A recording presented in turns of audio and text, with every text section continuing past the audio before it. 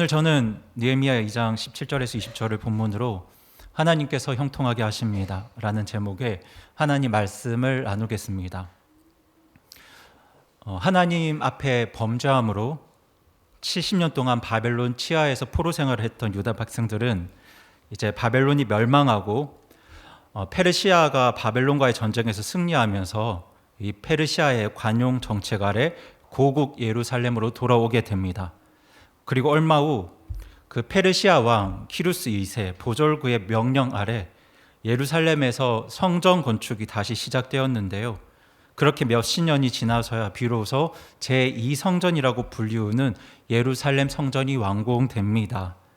그렇게 성전이 완공되고 대언자 에스라는 하나님 말씀으로 백성들을 도전하면서 유다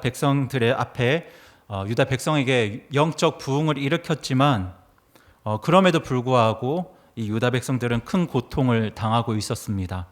그 이유가 뭐냐면 그 나라의 안보가 제대로 세워지지 않았기 때문입니다. 고대 국가에서 가장 기본적인 안보 조건은 바로 그 성벽과 성문입니다. 왜냐하면 성벽과 성문이 있어야 이 외침으로부터 그리고 맹수들의 공격으로부터 이 백성들을 지키고 보호할 수 있었기 때문입니다. 그래서 이 성벽과 성문이 가장 기본적인 안보 조건이었습니다. 하지만 당시 예루살렘 성벽은 모두 무너져 있었고요. 성문은 불에 타서 소실되었습니다. 때문에 이 당시 예루살렘에 남아있던 이스라엘 백성들은 정말 큰 고통과 치욕을 당하며 삽니다. 그리고 당시 이 페르시아의 고위 관리였던 느헤미야는 이 소식을 듣게 됩니다. 이 소식을 들은 느헤미야는 며칠을 애곡하고 근심하면서 하나님께 기도합니다. 그렇게 고심하며 하나님께 기도하는 끝에 느헤미야는 페르시아 왕에게 간청을 합니다. 자기를 유다에 보내서 그 도시에 이제 성벽을 건축하게 해달라고, 그 도시를 재건하게 해달라고 그렇게 요청합니다.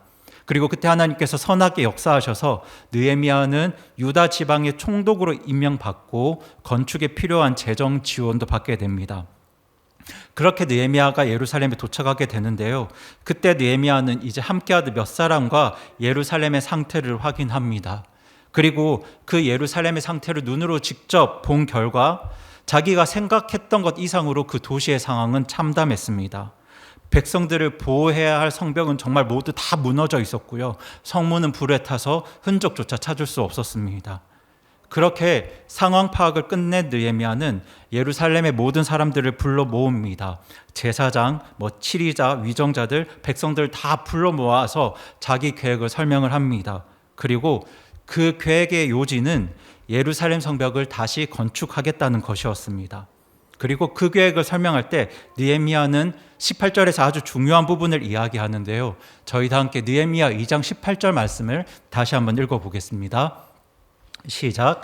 그때 내가 그들에게 내 위에 선하게 임한 하나님의 손과 또 왕이 내게 하신 말씀을 고하였더니 그들이 이르되 우리가 일어나 건축하자 하고 이처럼 그들이 자기 손을 강하게 하여 이 선한 일을 하려 하니라. 아멘.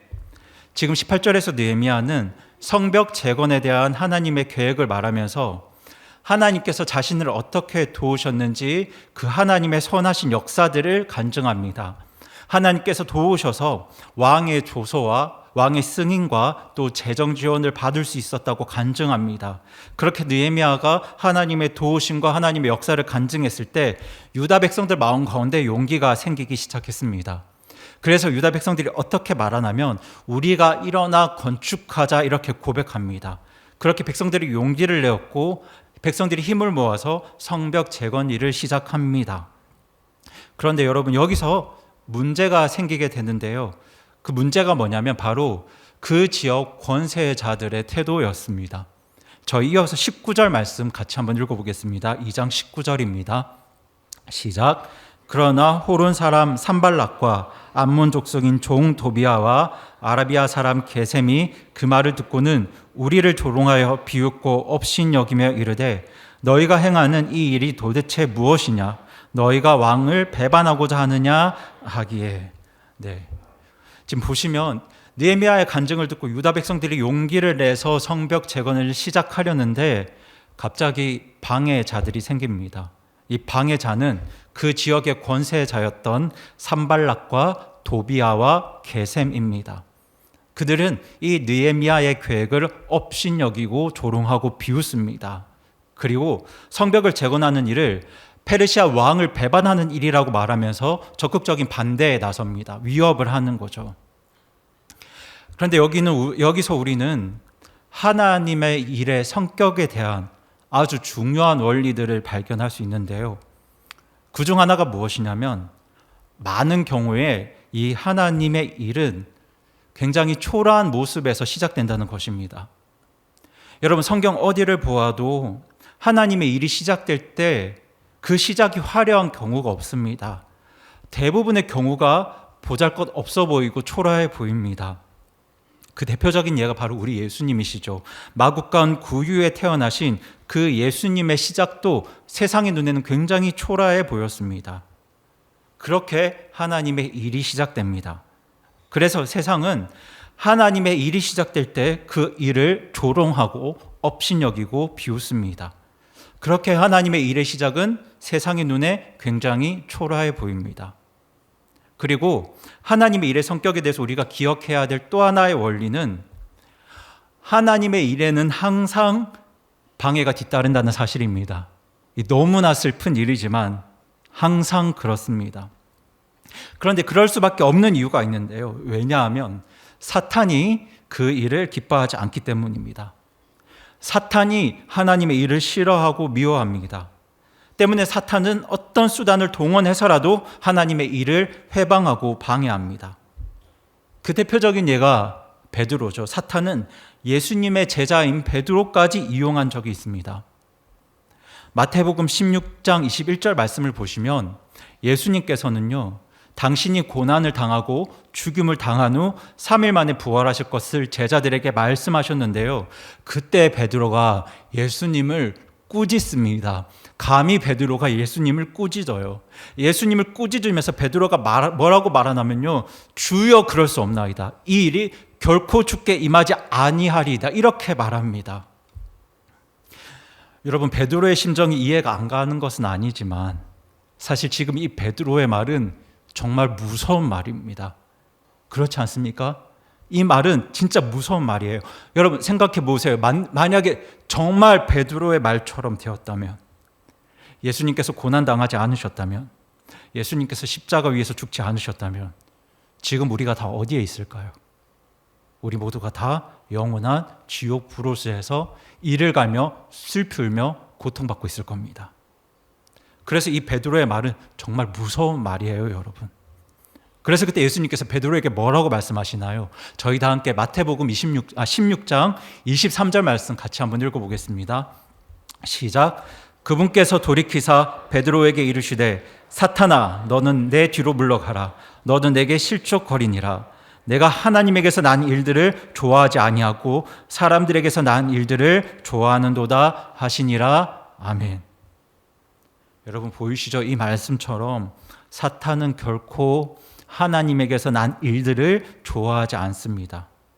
어떤 일들보다 하나님의 일을 싫어하고 미워합니다. 때문에 하나님의 일에는 항상 방해와 회방이 있을 수밖에 없습니다.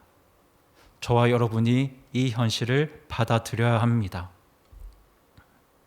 하지만 이런 방해 상황 속에도 느헤미야가 가지고 있었던 분명한 믿음이 있었는데요. 그 믿음이 바로 오늘 본문 20절에 기록되어 있습니다. 여러분 본문 20절 말씀을 보실 때 저희들 노란색 글씨만 같이 한번 읽어보겠습니다. 노란색 글씨만 읽겠습니다. 시작.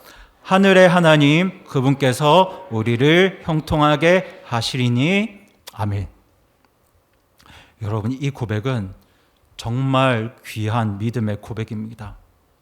지금 느헤미야는 이 성벽 재건 사업이 하나님의 일이기 때문에 하나님께서 이 모든 일들을 이루실 거라는 확신이 있었습니다. 산발랏, 도비아, 게셈, 당신들은 방해하겠지만, 당신들은 회방하겠지만 하나님께서 우리를 형통하게 하셔서 이 일들을 이루실 거라는 확신이 느헤미야에게 있었습니다. 그래서 느헤미야는요, 성벽 재건을 반대하는 사람들 때문에 위축되거나 낙심하지 않았습니다.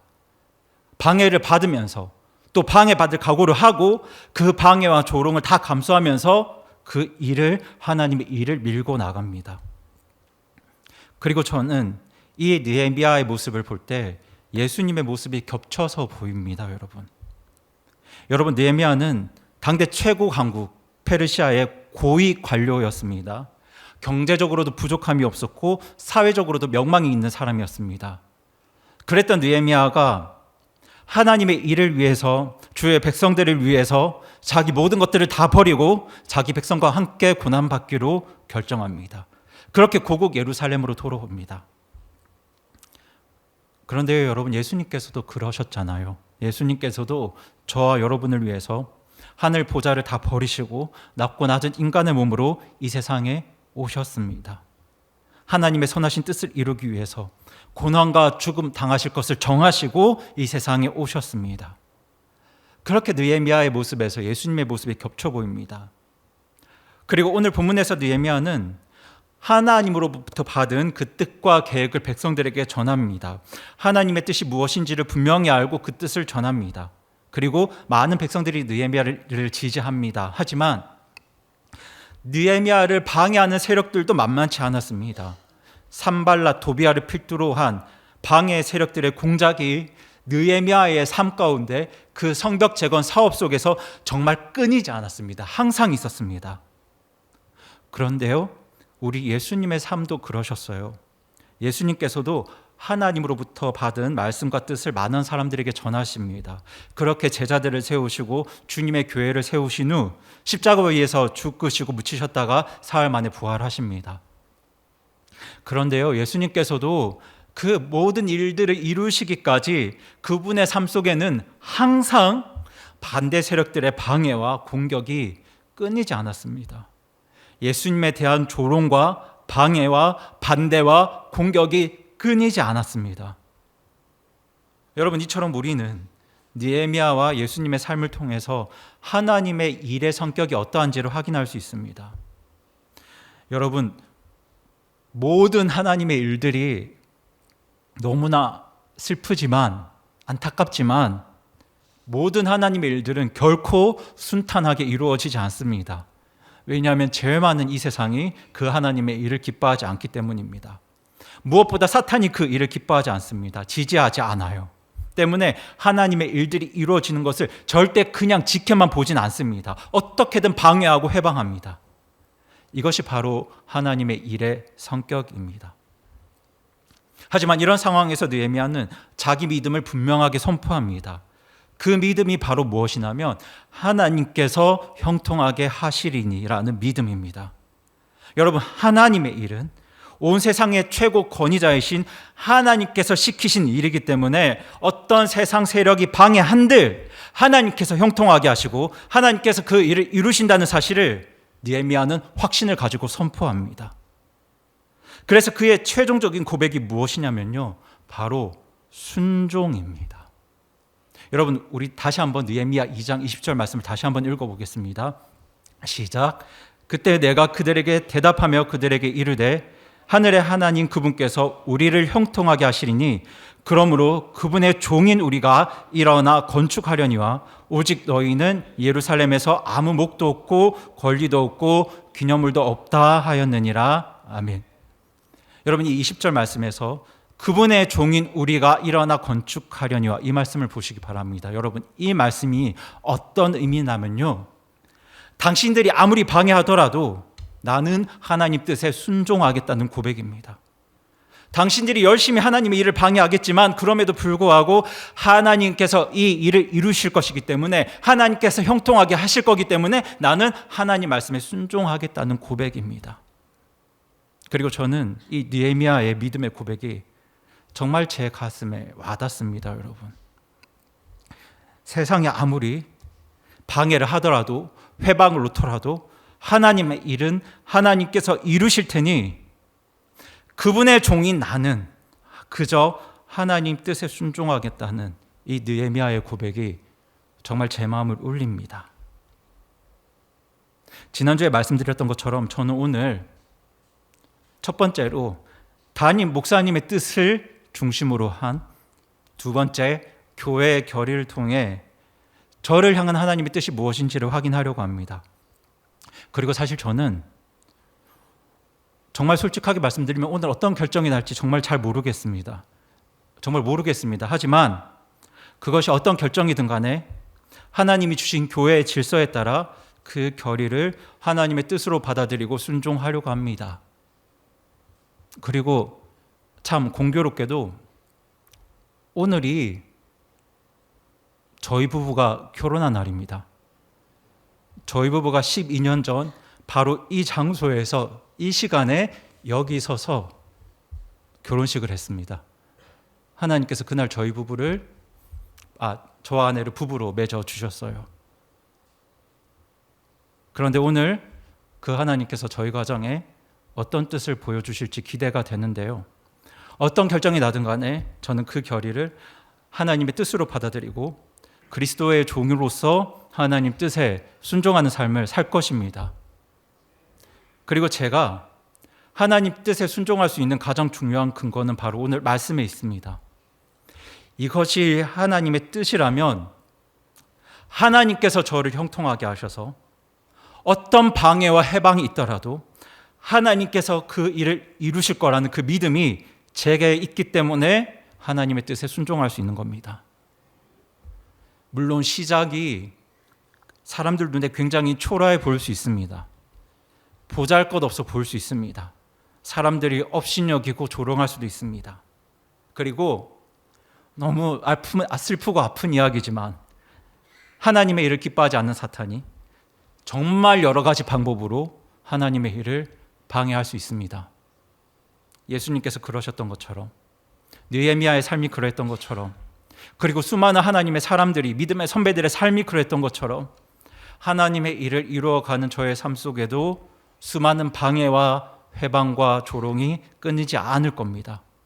그리고 그 방해가 제가 상상했던 것 이상일 수도 있습니다.